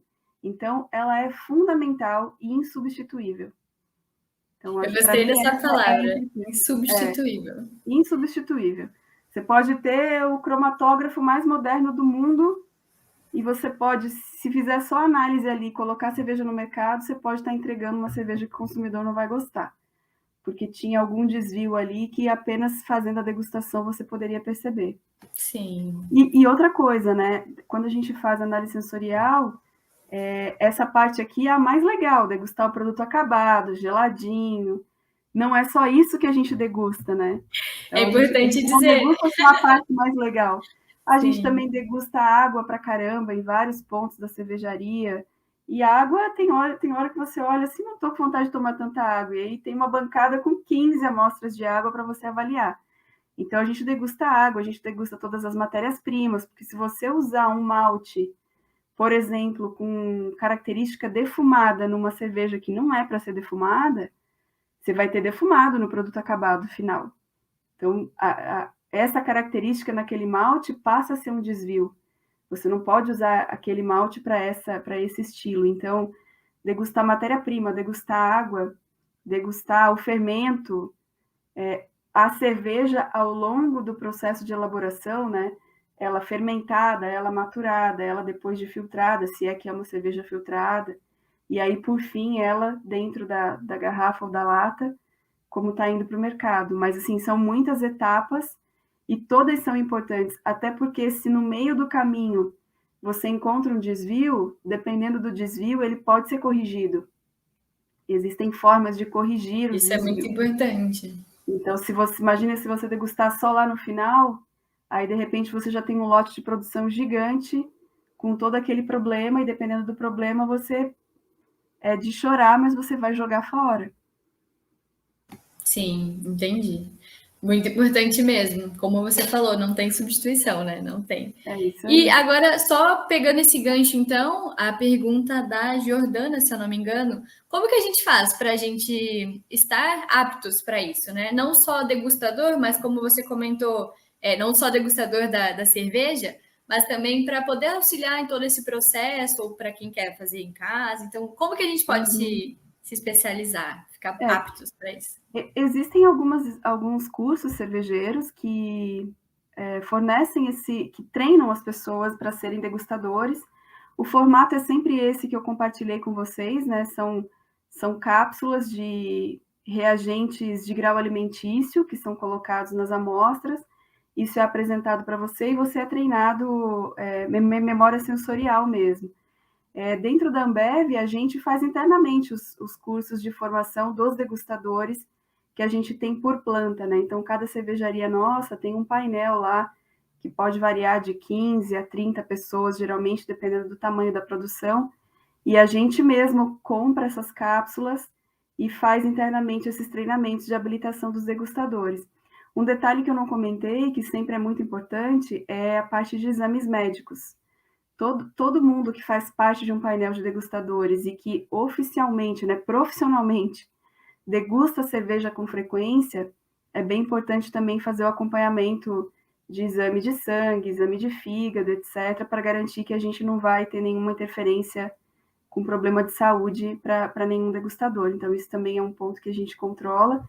Mas, enfim, existem cursos cervejeiros de institutos, de escolas cervejeiras no Brasil inteiro, que oferecem esses cursos. O curso de sommelier, que eu fiz também, eu fiz no Science of Beer, em Florianópolis.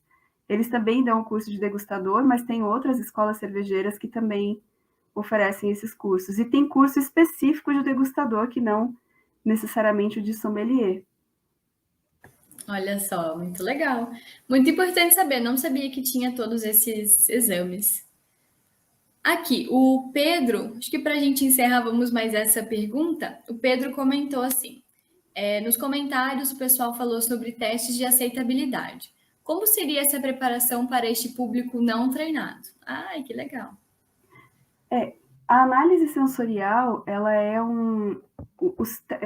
existem vários testes sensoriais que são feitos mundo afora, e geralmente quando a gente está querendo desenvolver um novo produto, uma nova marca de cerveja, uma característica diferente, faz parte de toda essa parte do desenvolvimento do produto, estudos de mercado, que geralmente avaliam várias coisas, e uma delas é a aceitação do consumidor. Então, geralmente são testes feitos aonde a avaliação feita, ela não é profissional, então é para o público não treinado mesmo. Existe toda uma estatística envolvida para entender se aquilo foi aceito e em que nível foi aceito, ou se não é bem aquilo que o consumidor estava querendo, ele está buscando uma cerveja mais ácida, ou mais refrescante, ou mais frutada. Esse estudo é feito baseado em teste de... A gente chama... Não é aceitabilidade, gostei... Eu esqueci o termo técnico agora, mas é o consumidor dizendo uma carinha feliz, uma carinha triste ou uma carinha média. Tipo, ele aceita em que nível aquele produto. E aí o estudo todo é feito para entender... E aí, em mercados estratégicos também, não é em qualquer lugar, em qualquer cidade, né? Existem mercados específicos que é feito esse teste para entender, dependendo porque aqui eu tenho uma variação grande de públicos, não, porque isso aqui é para o público jovem, então é nesse local, nessa região. Então, isso também é direcionado para entender o nível de aceitabilidade daquele produto ali. Mas não realmente para o público não treinado, no sentido de entender se aquilo é um produto que o consumidor compraria. Entendi, muito legal. E tem muito estudo, né? Como você comentou, não é simplesmente, quero fazer um teste hoje aqui no shopping de Piracicaba aleatoriamente, né? Então tem que estudar muito, até porque é o seu produto, é investimento, dá gastos, né? Então tem que estar muito bem planejado isso mesmo. Exatamente. E imagina um teste desse não tão conclusivo, você vai lá e fala, não, essa puro malte aqui, com essas características aqui, vai vender, é o que o consumidor quer. E aí você coloca em grande escala numa cervejaria, produz e depois não vende. Então, realmente, essa chance acaba existindo ainda no final, mas se a gente puder fazer todas as avaliações necessárias para minimizar esse risco, com certeza a gente precisa fazer, né? E a análise sensorial é fundamental, é degustando que o consumidor vai dizer, olha, gosto, não gosto, é muito ácida, não, nossa, é muito boa. E aí, número de pessoas específico, público específico, a gente vai estudando e vai entendendo o que o consumidor está buscando de novo, né? E tenta atender essa expectativa. Muito legal. Cláudia, eu acredito que das perguntas era isso mesmo. O pessoal está comentando as indicações de cursos de sommelier, de degustação. Acho legal que a gente tenha essa troca mesmo. E que bom que a gente trouxe essa importância da sensorial. Eu particularmente gosto muito. E muito obrigada mesmo, Cláudia. Se tiver mais alguma coisa para falar para a gente, trazer para a gente, fica à vontade. Legal. Não, acho que é isso mesmo. Eu acho que a gente entender que beber e degustar são coisas diferentes. E que quando a gente começa a degustar e avaliar essa gama de flavors, de aromas que cada estilo pode trazer, se torna um estudo muito interessante. Assim, tem estilos de cervejas que têm uma complexidade muito legal, e que essa complexidade a gente começa a perceber, nossa, essa cerveja parece que tem um aroma que lembra abacaxi. Não, essa aqui parece que lembra, cara, tem um toque de framboesa. Enfim, quando a gente começa a prestar atenção no que ela tem de características, aí a gente começa, putz, será que não fica legal com uma sobremesa assim? Será que uma massa com molho tal não fica assim? Aí até lembrei agora uma dica, tem muitas cervejas lupuladas que tem aroma, que o que se sobressai nela é o aroma de lúpulo. Um aroma bem herbal de lúpulo mesmo. Geralmente cervejas assim, com esse toque herbal, vão harmonizar com comidas que tenham esse toque. Então, você pode brincar com molho pesto, você pode brincar com uma salada diferente. E aí, a partir do momento que você começa a avaliar e ver o que ela tem que se sobressai, você já começa a buscar um alimento que possa combinar com aquilo. Então, se torna uma brincadeira muito legal, assim, e experiências muito legais. Às vezes a gente tem, sei lá, convidados em casa e coisa assim, e quer fazer uma coisa mais elaborada, e aí fazer alguma coisa que harmonize pode agradar bastante. Então, sim, e acaba não sendo não sendo beber por beber, mas beber por Exato. experiência. É tudo uma experiência por Exatamente. trás, né? Então, quando você conhece assim, Exatamente. um pouquinho, já é muito legal. Eu agora já vou estar me achando a sommelier. Vou comentar com os meus colegas aqui o aspecto de cada cerveja. Muito obrigada mesmo. Acho que ficou muito claro, ficou bem fácil da gente entender e de começar a aplicar isso nas outras cervejas também. E eu acredito que é isso mesmo, Cláudia. Muito obrigada Agradeço mesmo. pela oportunidade de vir falar um pouquinho desse assunto que eu sou fã, muito fã. E é isso, obrigada. Estamos à disposição. Muito obrigada. Até mais. Bom sábado. Valeu. Igualmente. Tchau, tchau. Tchau. E agora, pessoal que ainda está nos assistindo ao vivo, a gente vai finalizar o nosso evento. A gente só tem a agradecer. A nossa comissão está muito feliz que todos vocês gostaram do evento. A gente está acompanhando os comentários e realmente nos deixa muito realizados que o nosso objetivo ele foi alcançado. Lógico, sempre tem muita coisa a melhorar, então para os próximos eventos a gente quer realmente a presença de todos vocês de novo, a gente busca estar sempre evoluindo, e em nome do GELC, em nome da Exalc, em nome de todos os nossos patrocinadores, apoiadores, a gente agradece muito a presença de vocês. E eu acho que até ano que vem, então. Mas nos sigam nas redes sociais, a gente vai estar sempre postando por lá. A gente ainda vai ter o sorteio na segunda-feira do malte da Robral. E é isso, pessoal. Aqui tem as nossas redes sociais. E muito obrigada pela presença. Até mais.